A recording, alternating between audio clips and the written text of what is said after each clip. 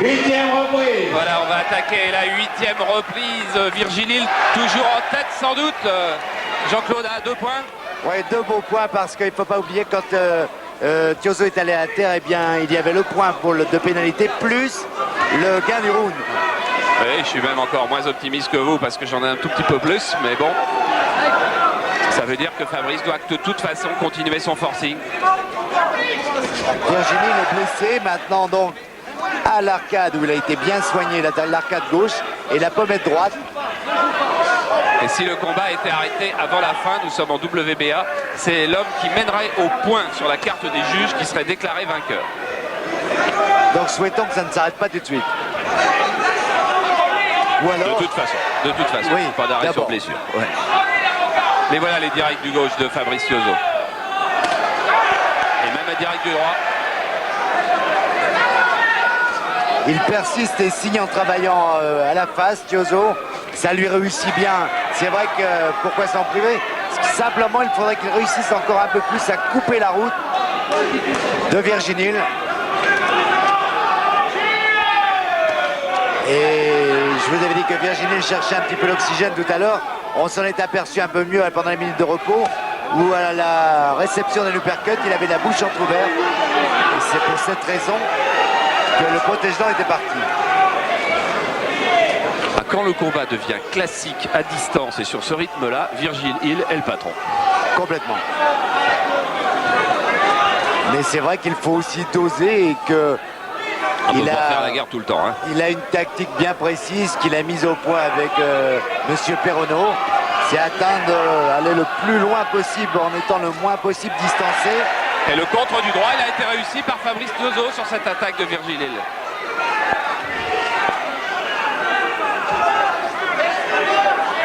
Mais Hill, on le sait, n'est allé à terre qu'une seule fois dans toute sa carrière. Et encore, contre Bobby Shields, il n'a même pas été compté. Hein. Il a vrai. été à terre, l'arbitre lui avait jugé que c'était une glissade. Virgil Hill, à la conférence de presse, a dit non. Honnêtement, c'était pas une glissade, Bobby Shields m'avait touché.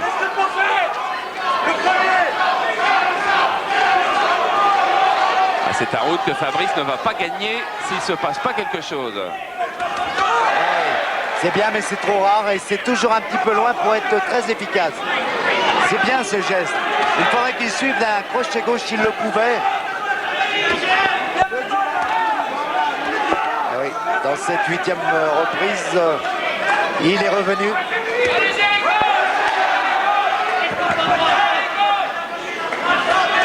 Allez, il faut passer une très belle droite pour essayer d'obtenir le nul dans cette reprise. Même avec une droite, ce serait, ou alors il faudrait qu'elle soit très efficace parce que les touches ont été nombreuses pour Virgil Hill dans cette 8e reprise.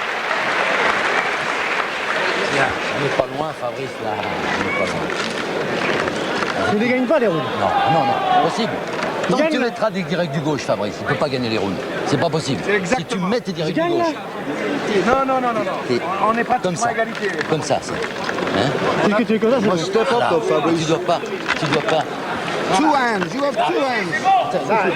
Après les directs du gauche, il faut que tu bouges. Après le direct du gauche, c'est là où tu avances un peu, maintenant. Laisse-le venir, tu l'arrêtes un petit peu encore. Ouais, je touche pas beaucoup. Non, mais lui non plus. Ouais. Si tu donnes plus de direct du gauche, tu vas gagner. Come on, you can sprint. Plus tu touches avec ton gauche, plus tu marques le point. He's tired. Allez. Ça va être le moment. Ce coup-là, voilà, tu fais très attention. 10e, je suis à 9e. 9e.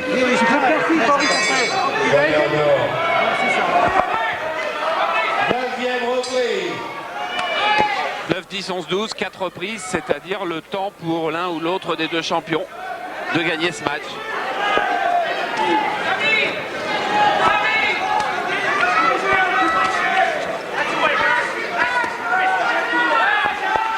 Et logiquement, Virgil Hill pour l'instant conserve sa couronne. Mais la tactique de Fabrice Thiozo, c'est à partir de la 9e de bousculer, de déranger et de frapper le champion en titre. S'il a encore les ressources physiques, parce qu'il a beau se préparer de manière extraordinaire, il s'est quand même passé beaucoup de choses déjà en ces 2 premiers tiers de combat. Il a forcément laissé des forces, et en donnant des coups et en recevant. C'est vrai, mais ce qui est fantastique quand même, c'est que sur le plan du mental, Fabrice, c'est extraordinaire ce soir parce que 2 voyages au tapis dans les 2 premières reprises. Tout le monde ne revient pas dans le combat comme ça. L'admiration qu'on va lui vouer après ce combat sera à la taille du match qu'il est en train de faire. Et il démontre en fait que, bon, c'est vrai qu'il est techniquement, il en manque encore un petit peu, mais qu'il avait, bon, d'abord il était classé numéro 1, donc challenger.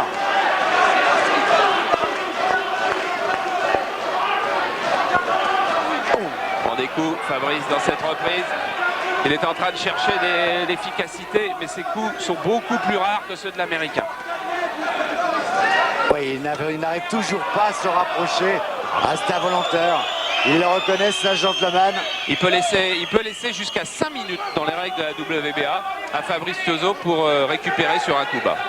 Et Fabrice, vous voyez le mental qu'il a, dont vous parlez Jean-Claude, il est reparti aussitôt.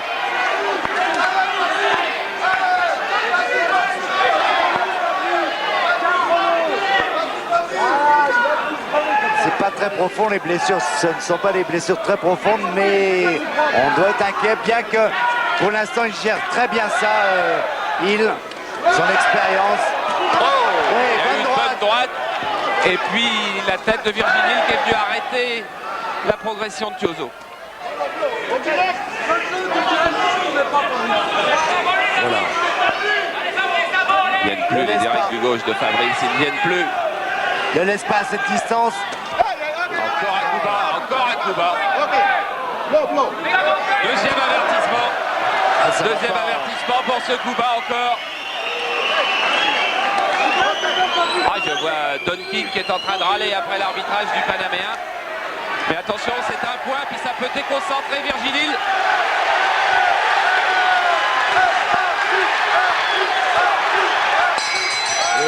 Oui, il fait une bonne reprise, c'est vrai Fabrice, il peut lever les mains avec le point de l'avertissement.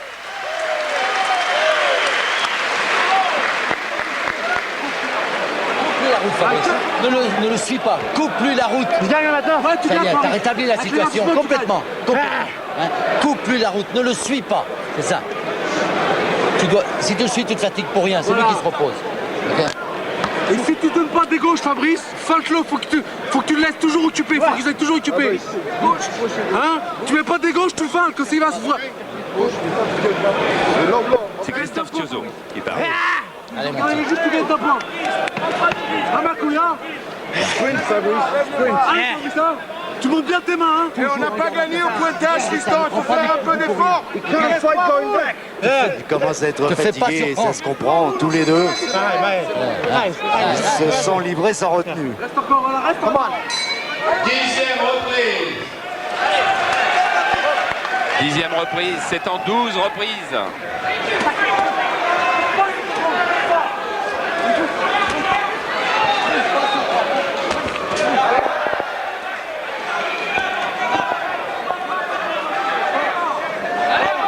Allez, faut pas le laisser travailler, faut avancer un petit peu.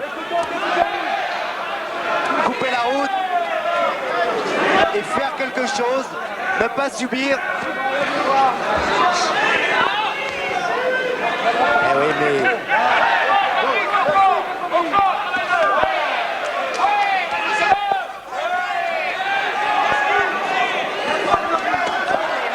Virginil.